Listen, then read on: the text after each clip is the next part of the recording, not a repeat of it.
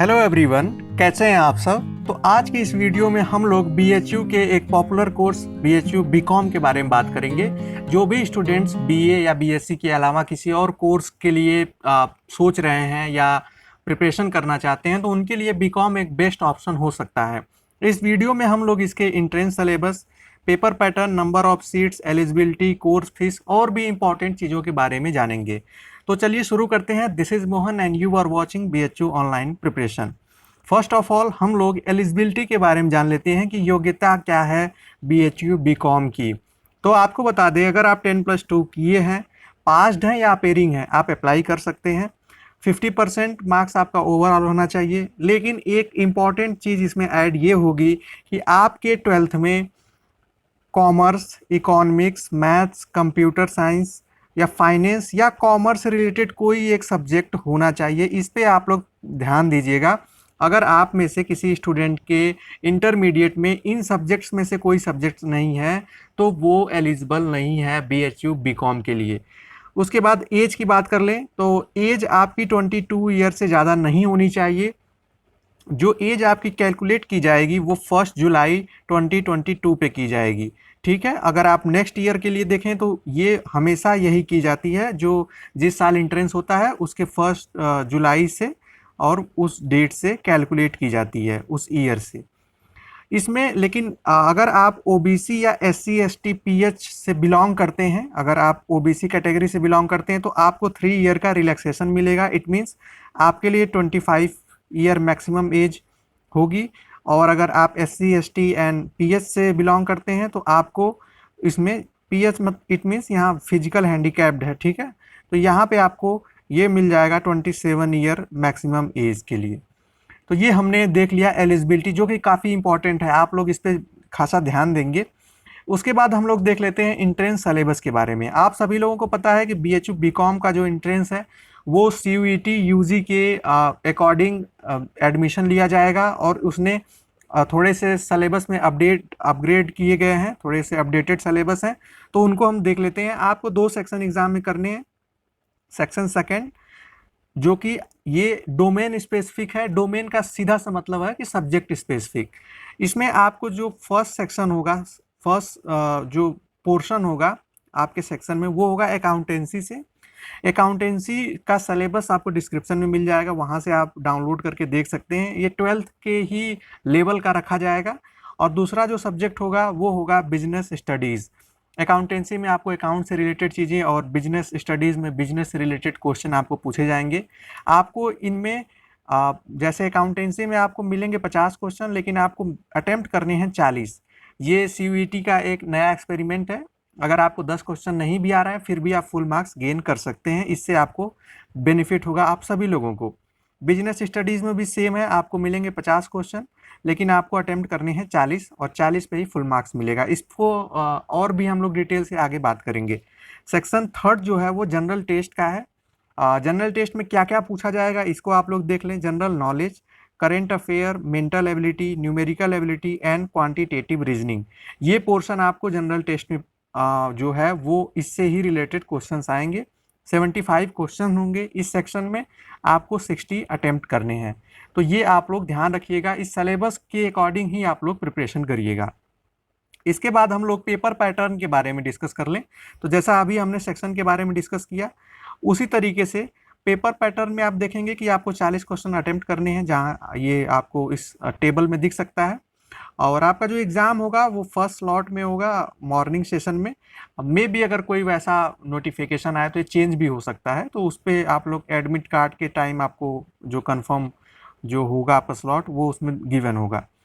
आपको जो section second में फर्स्ट अकाउंटेंसी है उसके लिए 45 मिनट मिलेगा, बिजनेस स्टडीज़ के लिए 45 मिनट, और जो जनरल टेस्ट है उसके लिए 60 मिनट्स मिलेगा, जिसमें आपको 60 क्वेश्चन अटेम्प्ट करने हैं। यहाँ पे एक चीज़ आप लोग ध्यान दीजिएगा कि मार्किंग की बात करें तो आपको इस एग्ज़ाम में एक राइट आंसर पे, क्वेश्चन पे 5 मार्क्स मिलेंगे, और गलत आंसर पे -1 की माइनस मार्किंग या नेगेटिव मार्किंग होगी।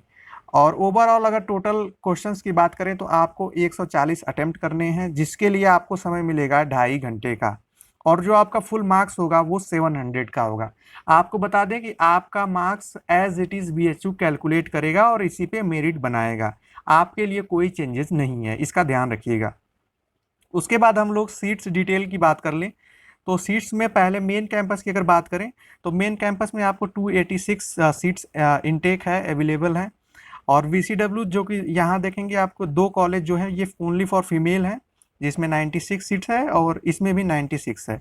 DAV PG कॉलेज है, ये भी वाराणसी में ही सिचुएटेड है। यहाँ पे आपको 227 सीटें अवेलेबल है, मेल फीमेल दोनों के लिए। RGSC भी BHU का साउथ कैंपस है, यहाँ पे भी आपको मेल फीमेल दोनों के लोगों के लिए 114 114 सीट्स अवेलेबल है। बीकॉम के साथ ही यहाँ पे आपको इसी कोर्स में काउंसलिंग के टाइम ही आपको ऑप्शन में मिलेगा BCom specially financial markets and management, तो आप उसको भी फिल कर सकते हैं। इसकी फ़ी 25,000 रुपये है, उसके बारे में हम लोग बात कर लेंगे आगे। ये सेल्फ फाइनेंस कोर्स है, तो इसको भी आप लोग जब आप काउंसलिंग कराएंगे या फॉर्म फिल करेंगे तो उसमें आप इसको चूज़ कर सकते हैं। ये भी एक डिमांडिंग आप कह सकते हैं कि आपके लिए बेनिफिशियल होगा जो लोग कॉमर्स से हैं, बैकग्राउंड जिनका कॉमर्स है।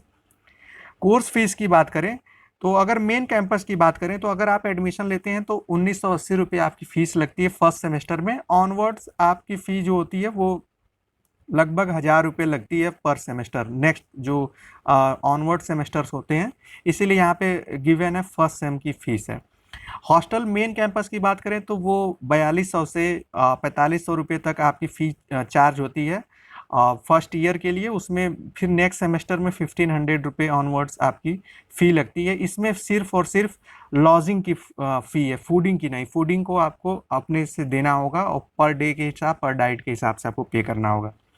RGSC में बात करें तो जब अगर आपका मार्क्स, जैसे ये हमने एक हायरार्की जो दिखाई है, ये आपके मार्क्स पे डिपेंड करेगा। अगर आप टॉप में हैं तो आपको मेन कैंपस मिलेगा और उसके बाद आपको चूज़ करना होगा कि आप किस में लेना चाहते हैं।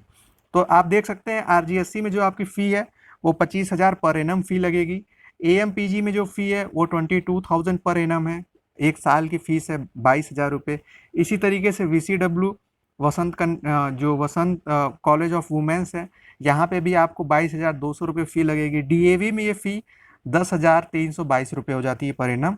इसी के साथ एक चीज़ आप लोग ध्यान दीजिएगा कि यहाँ पे पेड सीटें भी अवेलेबल हैं। इन सभी जितने भी मैंने आपको लोकेशन बताया कि जहाँ पे भी ये है RGSC हो, AMPG हो, यहाँ पे सब में पेड सीट होती है। पेड सीट का मतलब होता है अगर आपका रेगुलर में एडमिशन नहीं हो रहा होता है तो 10% सीट जो होती हैं ओवरऑल की, यहाँ पे मैं आपको दिखा दूँ, इन सभी सीट्स के एडिशनल 10% आप इसमें नहीं, इसकी एडिशनल 10% पेड सीट्स में फिल की जाती है। उसकी फ़ी जो होगी आपको 25,000 तो देना ही होगा पेड सीट, प्लस रेगुलर फ़ी देना होगा। इट मीन्स अगर आप मेन कैंपस में आपको पेड सीट मिलेगी तो 25,000 प्लस आपको 1980 रुपये पे करने होंगे। इसी तरीके से आप सभी के साथ कैलकुलेट कर सकते हैं कि अगर आपको RGSC में मिलेगी तो 25,000 प्लस 25,000, ये 50,000 के करीब फ़ी हो जाएगी।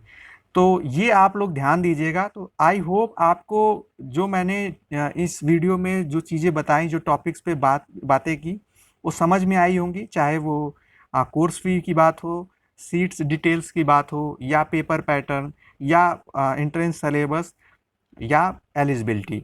और फिर से मैं आपको बता दूं, इसका जो सिलेबस, डिटेल्ड सिलेबस है, सेक्शन सेकंड में जो 2 सब्जेक्ट्स आपसे पूछे जाएंगे, उसकी जो PDF है वो आपको डिस्क्रिप्शन में मिल जाएगी, वहाँ के लिंक पे क्लिक करके आप डाउनलोड कर पाएंगे।